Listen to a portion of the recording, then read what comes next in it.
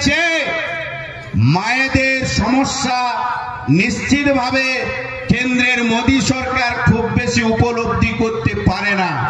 আমি মনে করি, আমি এক বিবাহিত যুবক, আমার স্ত্রীর সমস্যার কথা আমি মনে হচ্ছে নিশ্চিতভাবে বললেও খুব একটি উপলব্ধি করতে পারি বলে আমার মনে হয় না, নানান কারণে। কিংবা একজন পুরুষ হিসেবে সম্পূর্ণরূপে এক মার সমস্যার কথা উপলব্ধি করাটাও কঠিন ব্যাপার।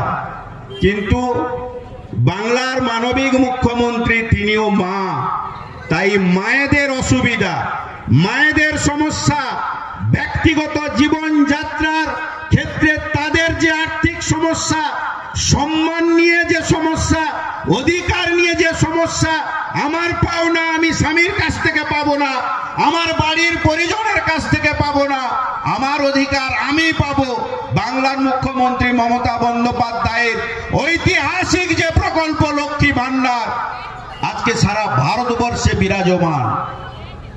তাই আপনাদের কাছে বলবো, নির্বাচিত জনপ্রতিনিধি আপনারাই নির্বাচিত করেছেন, পথ চলতে গিয়ে আপনাদের সঙ্গে ডিলিংস করতে গিয়ে ভুল বুঝাবুঝি থাকতে পারে, মেনে নেবেন, মার্জনা করবেন।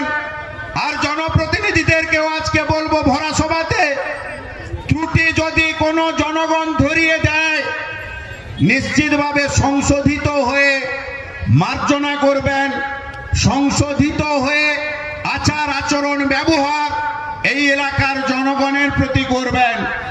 আমি 200% শিওর, আমরা যারা জনপ্রতিনিধি আমাদের আচার আচরণ কথাবার্তা ব্যবহারটাই যদি পাবলিকের সঙ্গে ঠিক রাখতে পারি, মায়েদের বোনেদের সঙ্গে ঠিক রাখতে পারি, যতই বাধা আসুক, যতই সমস্যা আসুক, সুযোগ পেলেই নিশ্চিত বাংলার মুখ্যমন্ত্রী মমতা বন্দ্যোপাধ্যায়কে ছাড়া অন্য কাউকে ভাববে না।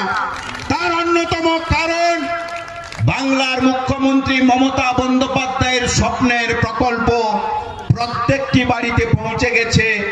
কৃষক কেন, শ্রমিক কেন, খেটে খাওয়া মানুষ কেন, শ্রমজীবী মানুষ কেন, স্কুলের ছাত্রছাত্রী কেন, সংখ্যালঘু পরিবার কেন, জাতি উপজাতি পরিবার কেন, প্রত্যেকের বাড়িতেই কিন্তু পৌঁছে গেছে। আর পৌঁছে গেছে কোথায়? আপনাদেরই অ্যাকাউন্টে, আপনি বেনিফিশিয়ারি আপনার অ্যাকাউন্টে।